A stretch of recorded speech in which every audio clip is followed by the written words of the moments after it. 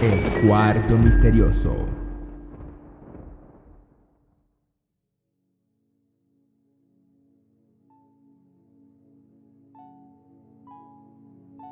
Bienvenidos una vez más a todos los oyentes que visitan este podcast. Gracias por escucharnos una vez más. Si nos oyes desde YouTube, recuerden que pueden suscribirse y activar la campana de notificaciones, o si nos oyes desde Spotify, Apple Podcasts, Google Podcasts y demás plataformas de streaming, suscríbanse para que les avisen cuando estrenamos un nuevo episodio. Conmigo está Lina. Juntos nos sumergiremos en un tema que, más allá de ser un misterio, despierta sin duda un interés por conocer qué hay detrás de ello. Hola a todos los amantes del misterio. Así tal cual como comentaba Rogner, hoy abriremos una caja escondida. Es un tópico a veces raro de tratar, pero es una realidad de este mundo y sucede con mucha frecuencia, más de lo que nos imaginamos. Antes de entrar en detalle, quiero recordarles que disponemos de nuestro correo electrónico elcuartomisteriosopodcast@gmail.com, donde nos pueden enviar su historia paranormal. Tal relato puede ser parte de nuestros próximos episodios. Ahora sí, acompáñennos por este pasadizo lleno de sombras que nos llevará al cuarto misterioso.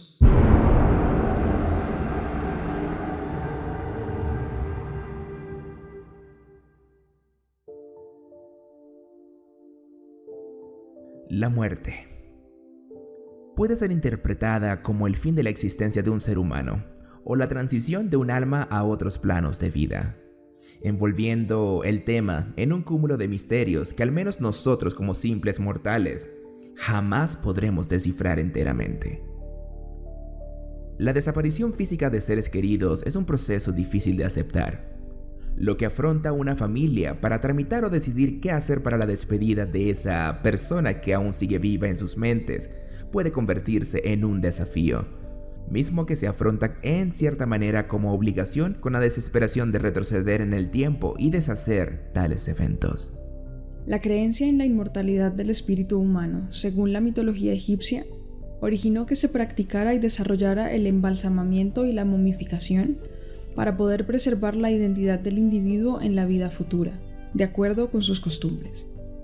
En el antiguo Egipto enterraban inicialmente a sus muertos en la caliente arena del desierto, en recipientes con hierbas, lo que provocaba que los restos se desecaran rápidamente, previniendo así la descomposición. Posteriormente eran sepultados. El embalsamamiento ha sido una práctica usada desde hace mucho tiempo por diferentes culturas, haciendo uso de sustancias químicas como resinas, entre otras. Se busca conservar la integridad de los cadáveres evitando su putrefacción. La palabra embalsamar deriva de bálsamo, que es el nombre genérico de las sustancias empleadas para tal fin.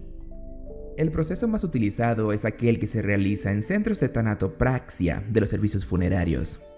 Este tiene como finalidad embalsamar al cadáver para conservarlo en las mejores condiciones posibles y de esta forma poder realizar ceremonias pasados varios días en condiciones climáticas diversas del momento del óbito.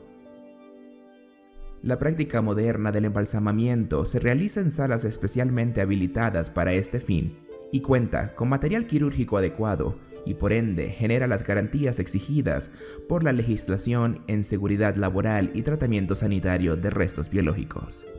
El proceso de embalsamamiento de un cadáver inicia con un lavado del mismo que procura vencer la natural rigidez post-mortem, aunque siempre dependerá del tiempo que se quiere preservar el cuerpo.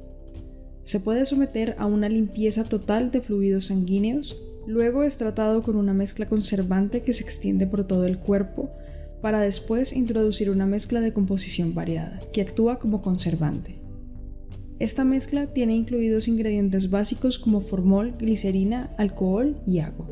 Cabe destacar que uno de los casos de embalsamamiento más escuchados de la época moderna es el de Lenin. Este caso es especial porque por cuestión de estado, se le asignó un equipo de cuidadores que después de morir aplicaron una novedosa y secreta técnica en embalsamamiento. Y después de su muerte han realizado labores de acondicionamiento para que el cadáver del revolucionario bolchevique permaneciera en el mejor estado posible. Han pasado casi 4 generaciones desde su deceso y actualmente puede vérsele en el mausoleo de Lenin. El arte de embalsamar, como muchos lo aclaman, pretende retrasar la putrefacción, aunque sea a corto plazo. Sin embargo, se obtienen con ello a veces embalsamamientos de larga duración. El más utilizado ha sido siempre la inyección en el sistema vascular de sustancias como el formol o masas repletivas, preparadas con sustancias diversas como agua, alcohol, éter, cloroformo, aceites esenciales, glicerina, aceites grasos, cera, barnices, lacre, yeso, leche y otras.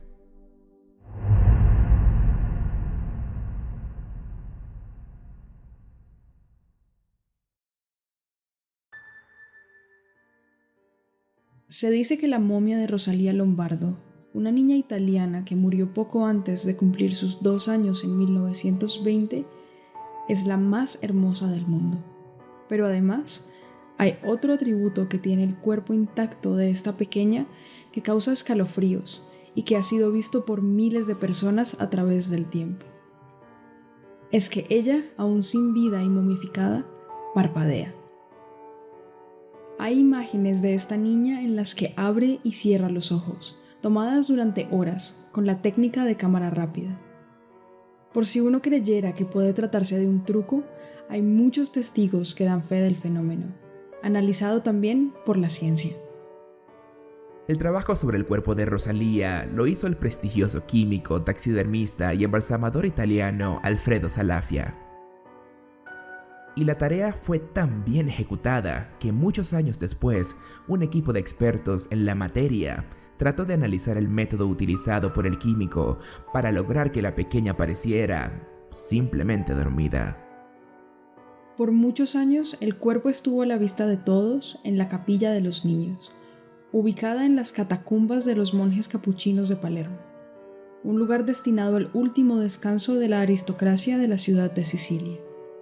Allí es donde muchos de sus visitantes la vieron parpadear, y la historia de la momia que abre y cierra los ojos fue tomando una dimensión de leyenda.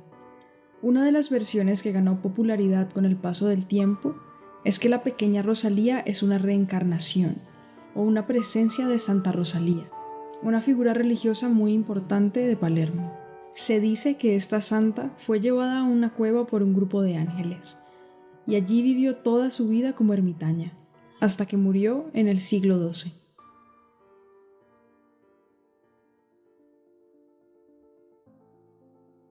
Ya en el siglo XVII, cuando una plaga azotaba Sicilia, Santa Rosalía se le apareció a un poblador y lo guió hasta la cueva donde su cuerpo permanecía intacto. Cuando este hombre llevó el cadáver de Santa Rosalía a la ciudad, la plaga desapareció. Hasta no hace muchos años, parte de la gente que visitaba las catacumbas creía que Rosalía era la representación del regreso de Santa Rosalía a Palermo. Para los que quieren depositar su fe en esta historia, el parpadeo de la momia más hermosa del mundo es una prueba de que el retorno de la santa puede ser real. Puestos a resolver el misterio del parpadeo, los científicos plantearon que el extraño suceso puede ser provocado por los efectos de la luz natural al ingresar al recinto y la humedad del lugar. Sin embargo, tampoco son suficientes estas suposiciones para ofrecer una explicación racional del fenómeno que todavía asombra al mundo.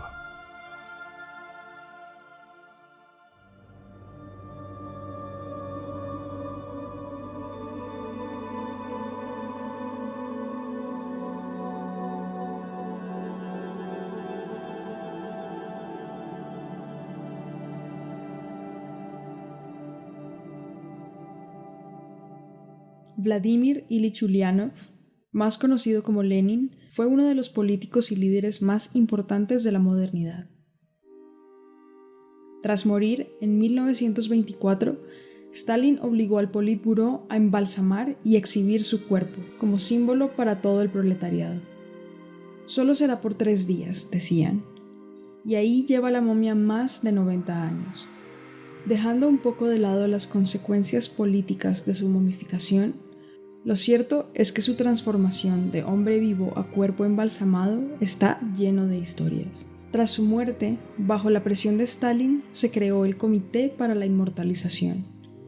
Este grupito se encargó de seleccionar la que sería la fórmula mágica que conservaría el cuerpo del líder a lo largo del tiempo. Aunque en un principio se consideró la idea de congelar el cuerpo para poder resucitarlo en el futuro, cuando la medicina pudiera curarle su misterioso mal, finalmente se decidió convertirlo en una simple momia. Un equipo de 6 científicos se dedicaban en cuerpo y alma a conservar sus restos. En el propio mausoleo de Lenin se encuentra un laboratorio particular y un sarcófago de metal especial donde se guarda mientras no es exhibido.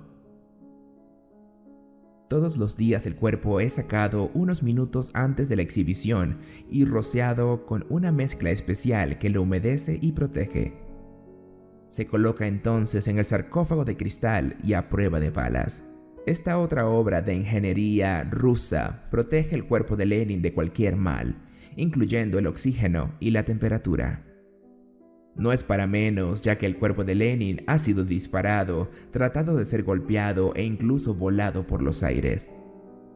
De hecho, tuvo que ser evacuado durante la Segunda Guerra Mundial hasta Siberia, con sus científicos y todo. Cada año el cuerpo de Lenin es extraído y trabajado durante 2 meses, en el cual lo bañan en una solución especial, le cambian el traje y reparan cualquier daño que haya podido sufrir.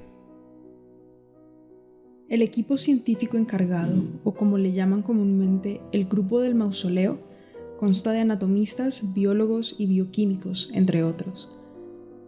Aunque al final, con el tiempo, la momia no sea más que un conjunto de tejidos coriáceos preservados por la mezcla de químicos. De hecho, poco a poco, los polímeros plásticos van sustituyendo el tejido original. Así, el cuerpo de Lenin va siendo cada vez menos cuerpo y más maniquí. Eso sí, parece más vivo que nunca. Lo más curioso es cómo una personalidad puede llegar a convertirse en un símbolo hasta el punto de no dejar que muera realmente. La cantidad de recursos y esfuerzos puestos en la conservación es increíble. Al líder del proletariado tras su muerte se le extrajo el cerebro y se mandó a un eminente neurocientífico para su estudio. El objetivo era localizar las células en el cerebro que originaron el genio de Lenin.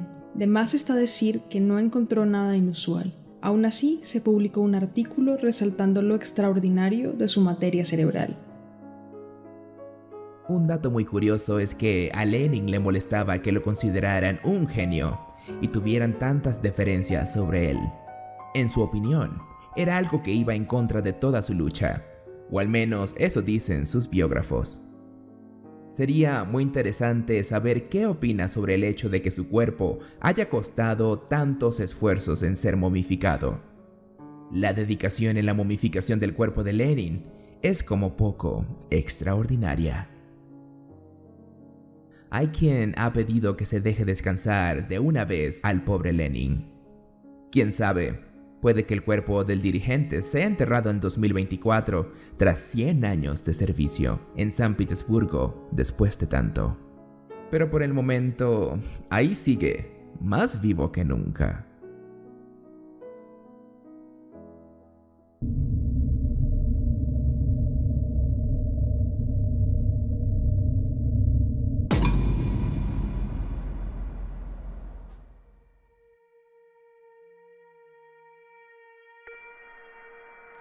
Julia Pastrana, una mujer de origen sinaloense que durante el siglo XIX fue exhibida en circos de Europa y Estados Unidos como la mujer mono, la mujer oso o el híbrido maravilloso, producto de los amores pecaminosos entre un hombre y una hembra de orangután.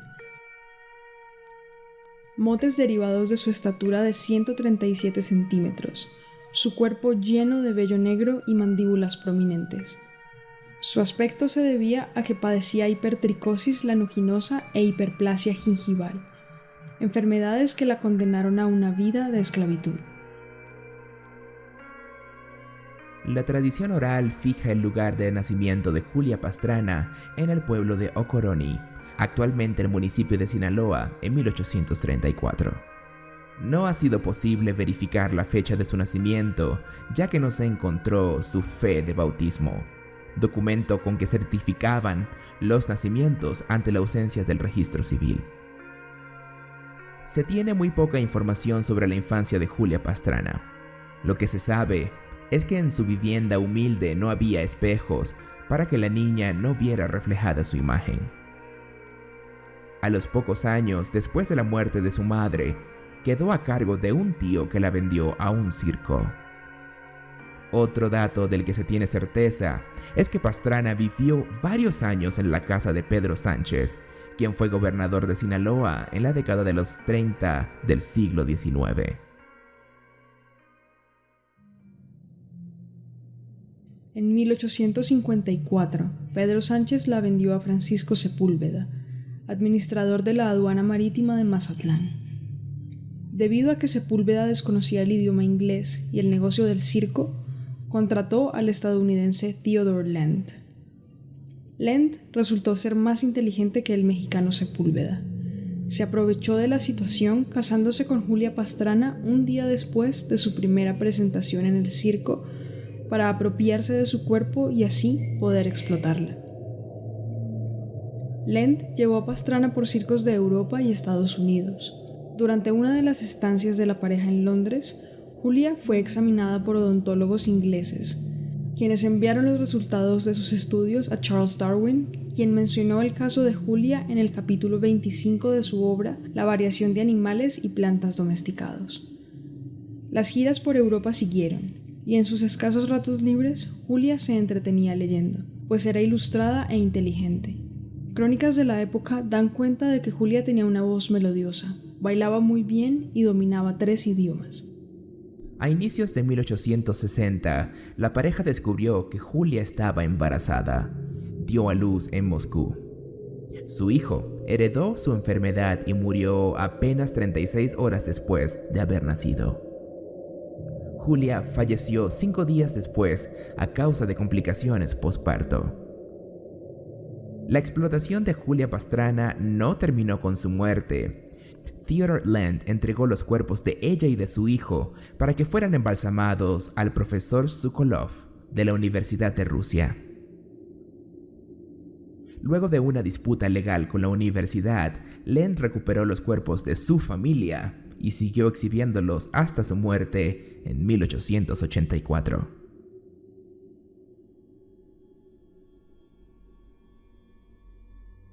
A la muerte de Land, los cuerpos de Julia y de su hijo cambiaron de manos varias veces. Durante la Segunda Guerra Mundial, los nazis intentaron llevarlas a Berlín. Sin embargo, el traslado no se concretó. Los restos momificados terminaron en una bodega de Noruega, donde las ratas destrozaron el cuerpo del bebé. Julia fue llevada al Instituto de Investigaciones Médicas de la Universidad de Oslo, donde permaneció hasta el 2013. Aunque poco conocida en México, la vida de Julia Pastrana ha inspirado obras de teatro, películas y otras manifestaciones artísticas. De entre estas conviene destacar la película italiana La Donna Scimmia de 1963, producida por Carlo Ponti y dirigida por Marco Ferreri. Este film fue presentado en el 17º Festival de Cine de Cannes, Francia. Una de las principales impulsoras de la repatriación de los restos de Julia Pastrana fue la artista visual Laura Anderson, quien conoció el caso cuando fue contratada en Nueva York para realizar el vestuario de una obra de teatro basada en la vida de la sinaloense. El objetivo del artista no fue otro que el de restituir a Pastrana la dignidad que en vida se le negó. Después de un largo proceso que involucró a la Universidad de Oslo y al gobierno mexicano, los restos de Julia Pastrana pudieron ser regresados a su lugar de origen el 7 de febrero de 2018. En un acto público en que la Universidad de Oslo ofreció disculpas por exhibir los restos de esta mujer durante los años 60, se completó la repatriación de Pastrana.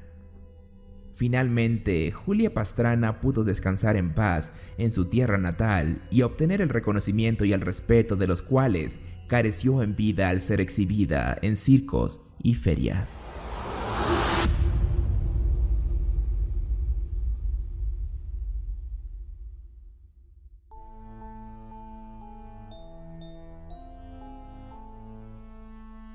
Entiendo el dolor de quienes deben dejar partir a sus seres queridos, pero robarle la dignidad a quien alguna vez estuvo vivo solo por lucrarse con el morbo de las masas es insostenible. No es muy difícil empatizar en un caso donde nuestros cuerpos fueran vendidos a un museo, al mejor estilo de American Horror Story Freak Show, para ser exhibidos como cualquier objeto de vitrina y permanecer en una pose forzada por años y años. El sentido de la humanidad se pierde al momento de pensar que esto es una actividad habitual, cuando el verdadero sentido de la naturaleza es volver a la tierra. Un cuerpo humano forzado a procesos químicos degradantes es solo un intento por hacerle alcanzar una inmortalidad ficticia. La verdadera forma de honrar a nuestros seres queridos y a personajes históricos es a través de lo que hicieron y de las personas que un día fueron. Esto, para mí, es la verdadera fórmula de la vida eterna. Así es. De esta forma hemos llegado al final de este podcast. Si te gustó este episodio, compártelo con todos tus amigos en las redes sociales. Así podremos llegar a más amantes del misterio como tú y como yo. Si tienes un relato paranormal, recuerda que puedes escribirnos a nuestro correo electrónico elcuartomisteriosopodcast@gmail.com.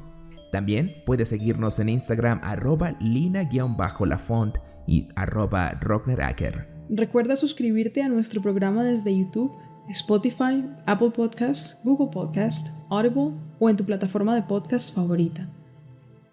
Quiero enviar un saludo especial a Jordi Rojas. Un inmenso abrazo. La música del intro y la que escuchas ahora fue compuesta por mi hermano Carlos Laya. Les habló Lina Lafont y Rockner Laya. Hasta la próxima. I guess we never know how this all happened.